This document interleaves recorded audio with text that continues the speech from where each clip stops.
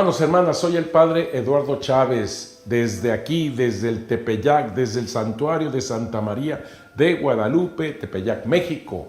Soy el director general del Instituto Superior de Estudios Guadalupanos y fui el postulador de la causa de canonización de San Juan Diego. Por eso es tan importante conocer más y mejor todo el evento guadalupano en todo este contexto grandísimo que estamos tomando desde la fuente misma de la Eucaristía. Porque qué maravilla de que en esta novena intercontinental guadalupana que estamos haciendo para celebrar, para prepararnos y celebrar bien lo mejor posible esos 500 años de las apariciones de Nuestra Señora de Guadalupe en el 2031. Qué bueno que los obispos han confirmado el título de esta novena: Santa María de Guadalupe, Madre del Redentor. Y tienen toda la razón, Madre del Redentor, porque preparándonos para la novena intercontinental guadalupana hacia ese año 2031, pues prácticamente nos preparamos al jubileo, al gran jubileo del 2033, que es el jubileo de la redención, 2000 años de la redención. Te podrás imaginar qué maravilla de ir a Jesús a través de María. Así que es increíble que nosotros en este momento estemos dando esta plática de Santa María de Guadalupe, mujer eucarística, porque es Él, nuestro Redentor, la Eucaristía, el centro total y pleno de la Virgen de Guadalupe, como lo hemos dicho anteriormente. El centro de su imagen es Jesucristo nuestro Señor en su inmaculado vientre. Ella es la primera iglesia, el primer templo donde está Jesús en su inmaculado vientre. Ella pide una casita sagrada y ella ofrece como señal también la iglesia. ¿Qué tal? Con ese laico humilde, sencillo Juan Diego, y que todo lo tenía que aprobar el obispo Fray Juan de Zumárraga, español. Estamos ante el laico, el consagrado, en la tilma, la imagen de la Virgen de Guadalupe, como te digo, centrada en Jesucristo nuestro Señor. Todo eso es la iglesia. Así que ella se presenta como madre de la iglesia, pide una iglesia y la señal, la gran señal, una mujer vestida de sol con la luna debajo de sus pies, está a punto de dar a luz, es nada menos que la gran señal, la iglesia. Así que me parece importantísimo esto que estamos diciendo, porque el centro de ese templo, de esa iglesia, es la Eucaristía, es Jesucristo nuestro Señor. Pero vamos a ver algunos rasgos de la cultura indígena para saber interpretar todavía más profundamente todo esto que estamos diciendo desde una óptica de inculturación total. Claro, desde la óptica de los indígenas entendemos más este punto tan central, pero desde ahí es para el mundo entero, No solamente viene ella para los indígenas, no solamente viene para México, viene para el mundo entero desde ese cerro del Tepeyac, que es Cerro Corazón.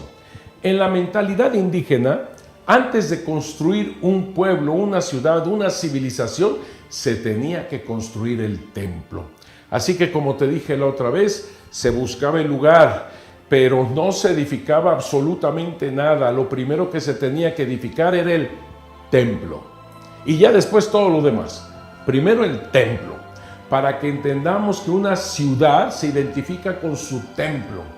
Así de fuerte es lo que pide la Virgen de Guadalupe en esos oídos de Juan Diego, indígena de mentalidad tolteca.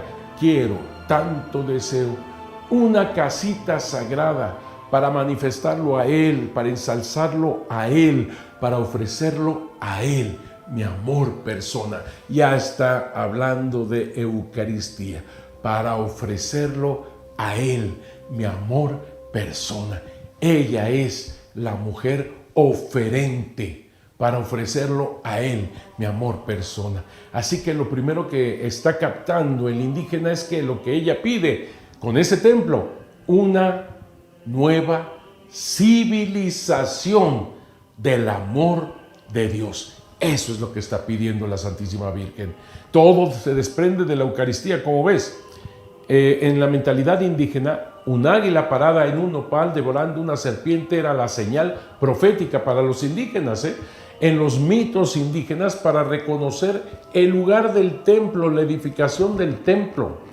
Y cuando tú ves este códice de la peregrinación, por ejemplo, que se encuentra en el Museo de Antropología e Historia, que está ahí expuesta a todo el público, te vas a dar cuenta cómo ellos venían caminando, buscando esa señal.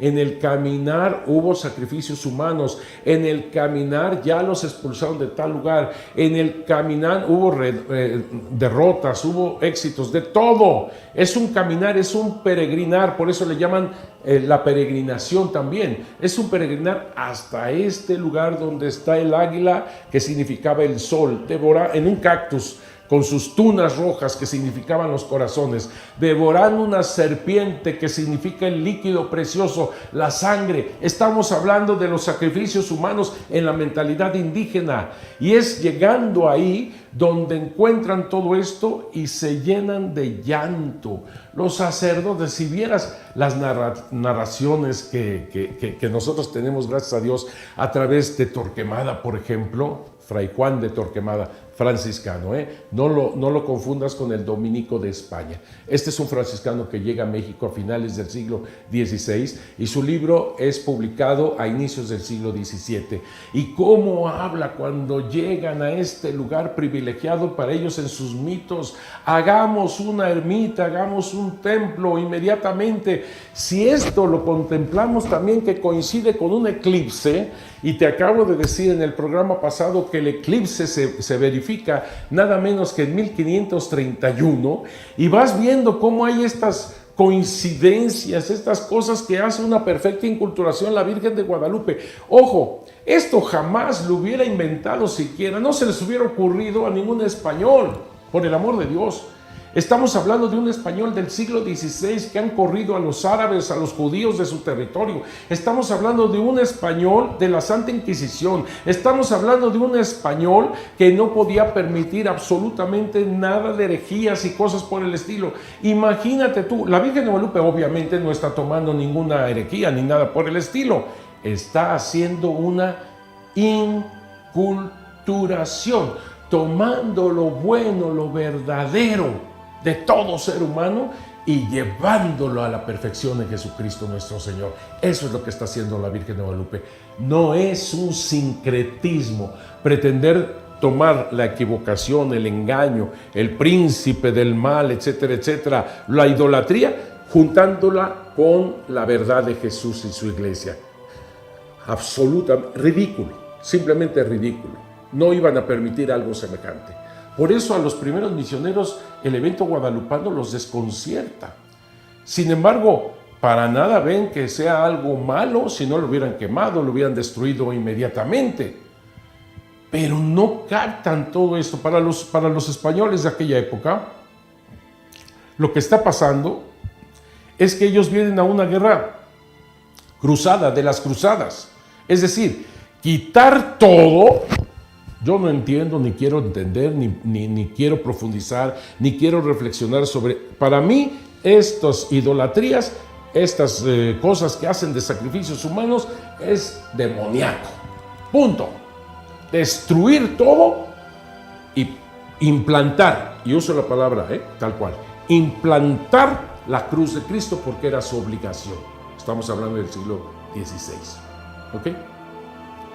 La Virgen de Guadalupe toma lo bueno y verdad, hace cuenta, escarba en esas idolatrías demoníacas, eso no lo quito, pero capta el anhelo de vida que surge del ser humano y que por eso empieza a crear estas idolatrías y estos demonios y estas cosas, pero surge de ese anhelo de vida que se da en medio de las tinieblas. Ella nos trae a la luz que es Jesús. Y ella toma lo bueno y verdadero de todo esto, como estamos captando. Una verdadera identidad en el verdadero templo que es Cristo. Cristo es el templo, lo dice Benedicto XVI. Ángel María Garibay dice, el palo que saca el fuego, ahora te lo explico, representa al sol mismo, que es el principio de toda vida. Las tunas del águila, como hemos visto, son los corazones humanos de que el mismo sol se nutre. Esto lo trae en Historia de la Literatura Náhuatl en la página 273. Ángel María Garibay. Aquí dice una palabra, una expresión muy, muy importante. El palo que saca el fuego. Los indígenas decían de esto con la palabra mamalhuastli. Mamalhuastli. Mamalhuastli significa el primer rayo de luz. El palo que saca el fuego significa que el palo que los sacerdotes, 4 sacerdotes, usaban para sacar luz, para sacar fuego del fuego nuevo que ellos hacían, ¿sí? El fuego nuevo, escuchaste bien, así lo llamaban, el fuego nuevo. Con razón Motolinia, un fraile del siglo XVI, dice, se parece mucho a la Pascua, a nuestra Pascua. Es la Pascua indígena, la Pascua principal, así lo dice Motolinia. Ese palo de fuego es sacar de ese fuego esa luz, y este palo le llaman, adivina, mamalhuastli. Mamalhuastli.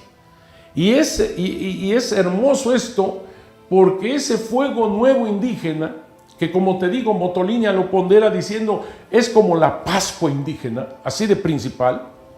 Antes de hacer ese fuego nuevo, se hacían cuaresmas, 80 días, a base de tortilla, sal y agua, para que los indígenas se prepararan a esta gran fiesta, si es que se logra la fiesta.